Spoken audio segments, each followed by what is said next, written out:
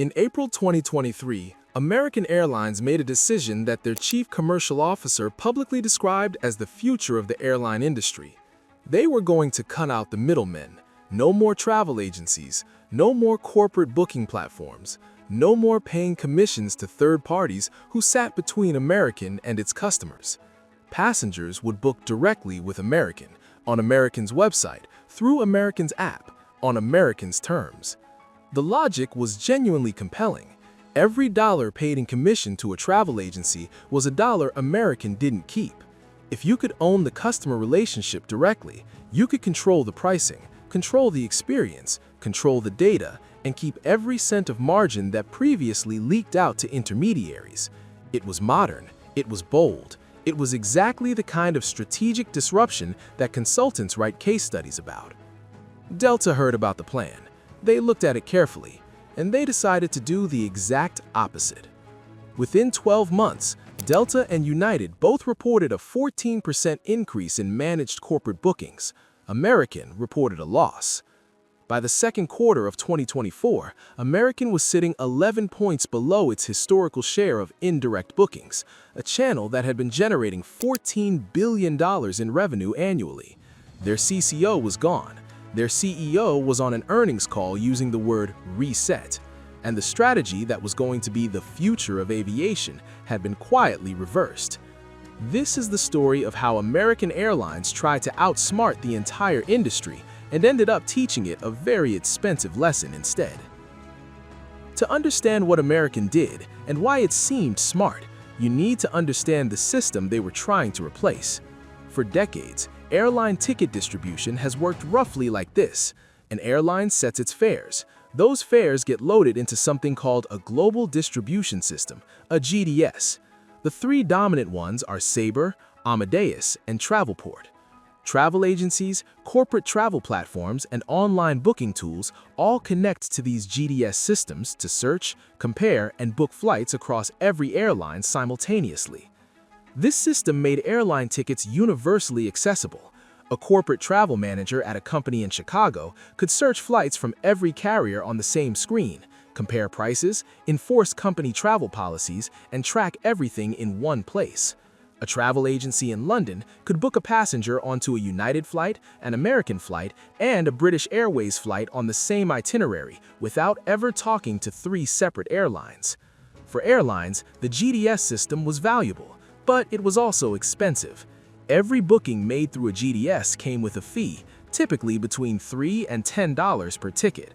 Multiply that across hundreds of millions of bookings per year, and you're talking about hundreds of millions of dollars in annual distribution costs, costs that went to Sabre and Amadeus, not to the airline. More importantly for Americans thinking, the GDS system was old. It was built in the 1960s. It ran on a technology protocol called EDI-FACT that had real limitations. You couldn't easily sell ancillary products through it. No dynamic seat upgrades, no personalized bundle offers, no data-driven pricing based on who the individual customer was.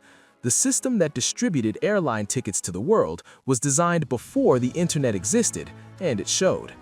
The International Air Transport Association had spent years developing a replacement called NDC, New Distribution Capability, a modern API-based system that would allow airlines to sell rich, personalized, dynamic content directly to anyone who connected to it. Bundles, upgrades, loyalty integration, the works. American looked at this technology, looked at their distribution costs, looked at the commissions flowing to agencies, and concluded we should accelerate this transition hard, now, before our competitors figure it out. What they didn't fully account for was who the middlemen actually were and what those middlemen actually did for them. The architect of the strategy was Vasu Raja, American's chief commercial officer, a 20-year American Airlines veteran who had worked his way up through network planning and revenue management before landing in the most powerful commercial role in the company. Raja was brilliant, analytically aggressive, and genuinely believed he was right. He had built a case, internally and publicly, that the traditional distribution model was broken, that agencies were extracting value from airlines without delivering equivalent returns.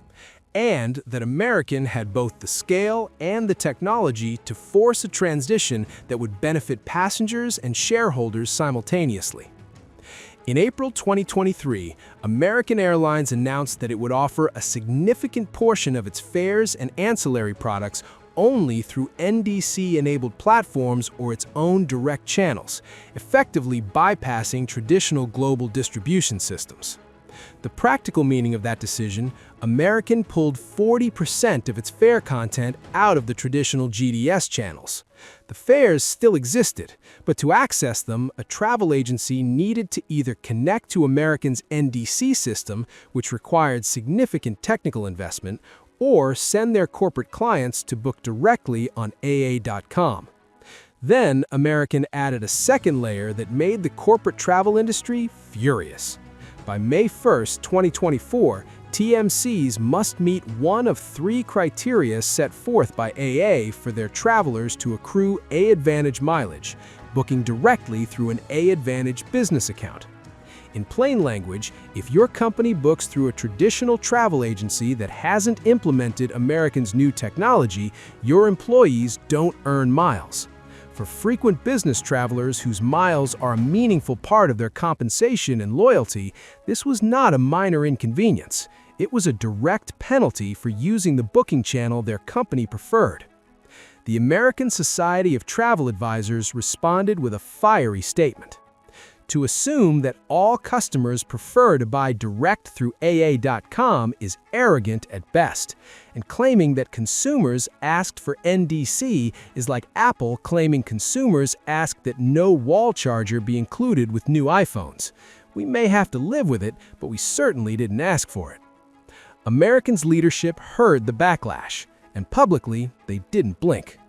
On the Q1 2024 earnings call, as warning signs were already appearing in the revenue numbers, Raja declared that American would be leaning further into this strategy, doubling down. The data they were seeing internally, he told investors, supported the direction. The data Delta and United were seeing told a completely different story. While American was telling travel agencies to adapt or lose access to fares, Delta was calling them. Not with a strategy announcement, not with a technology mandate, with actual salespeople having actual conversations, asking corporate travel managers what they needed, and making sure Delta's content was accessible everywhere those managers wanted to find it. Delta's approach was deliberately unglamorous. They didn't announce a revolution. They didn't publish white papers about the future of airline distribution. They hired more corporate sales staff. They maintained relationships with travel management companies. They ensured their fares were complete and accessible in every channel their corporate customers used. The corporate travel community noticed. When American pulled 40% of its content from traditional booking platforms, corporate travel managers had a choice: invest in new technology to access American's NDC fares, accept limited content, or shift volume to an airline that wasn't making their job harder. Many shifted. Delta and United both reported 14% increases in managed corporate travel in Q1 2024, the same quarter American was trying to convince investors everything was going according to plan. That 14% didn't come from nowhere. It came from American's accounts. The math on what American was losing becomes clearer when you understand the nature of corporate travel revenue.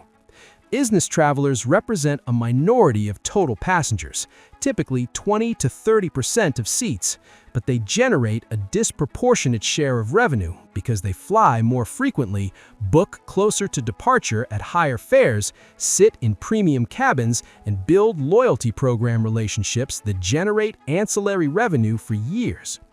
American bottomed out in the second quarter of 2024 at 11% below its typical share of indirect U.S. bookings, a channel that generated $14 billion in revenue in 2023.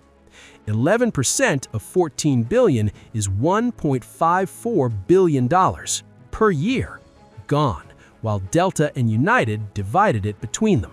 By May 2024, the numbers were impossible to defend. American swung to an operating loss in Q1 2024.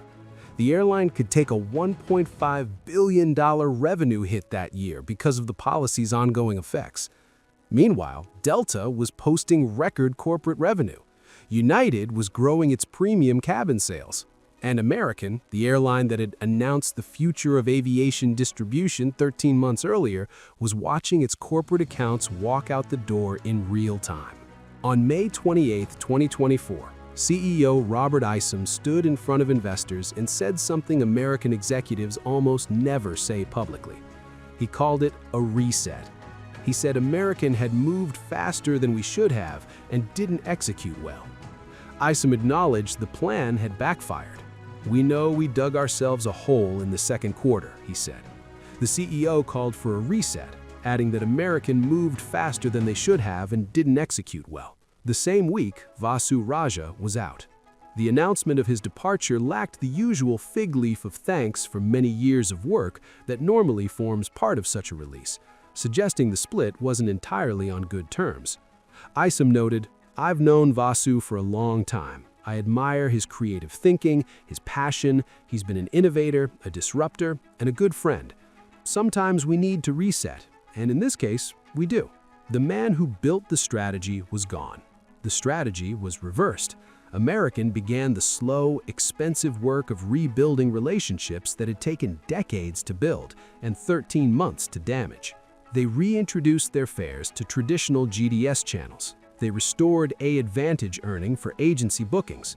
They hired more corporate sales staff. They flew their executives to meet with travel management companies that had shifted volume to competitors and asked, formally, in person, to be given another chance. American entered into new agreements with more than half of the largest corporate and leisure travel agencies, and Isom said the airline was in advanced negotiations with the remaining agencies. Recovery was slow. In Q3 2024, American had rebounded slightly to a 10% deficit from its historical indirect booking share.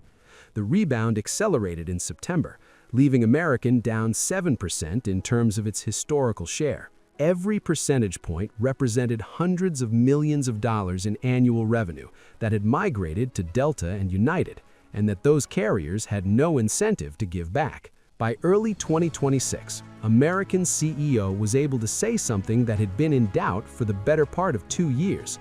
American Airlines executives said the airline had fully recaptured the 11 points of indirect market share it had lost. "We've fully restored our historical sales and distribution indirect share, with our focus now on further growth in 2026 and beyond," said CEO Robert Isom on the Q4 2025 earnings call. Managed corporate revenue was up 12% year-over-year in Q4 2025. The market share was back. The question nobody on the earnings call asked directly, but everyone was thinking, was what it cost to get it back.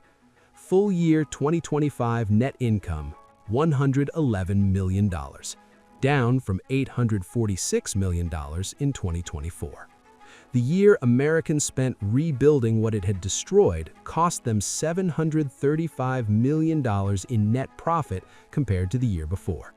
And that comparison doesn't capture the full picture, because 2024 was itself the recovery year, already depressed from the damage done in 2023 and the first half of 2024.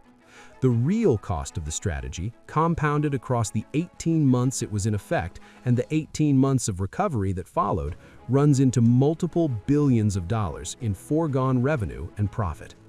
All of it to avoid paying commissions to travel agencies. Commissions that, in hindsight, were buying something more valuable than just bookings. They were buying loyalty, relationships, the goodwill of the corporate travel managers who decided every quarter which airline their company's thousands of employees would default to. Here is the complete picture. American Airlines looked at the distribution system and saw inefficiency. They were not wrong. The GDS system is old, expensive, and genuinely limited compared to what modern technology enables. The vision of owning the customer relationship directly was not irrational. What was irrational was the execution, the speed, the penalties, the public doubling down in the face of evidence that corporate accounts were moving. The Q1 2024 earnings call where the CCO told investors American would lean further in weeks before the CEO reversed the entire strategy and the CCO was shown the door. Delta didn't outsmart American with a superior technology strategy. Delta outsmarted American by doing something far simpler. They picked up the phone. They maintained relationships. They made sure their fares were available wherever their corporate customers wanted to find them. And they waited. Corporate travel managers are not emotional. They move volume to whichever airline makes their job easier and their travelers happier. American made their job harder. Delta made it easier. The corporate accounts followed the easier path. The travel agencies, the distribution systems, the commissions, they weren't the problem. They were the infrastructure that delivered business travelers reliably for decades. American treated that infrastructure as an obstacle to be disrupted rather than a relationship to be maintained. By the time they understood the difference, Delta and United had already cashed the check.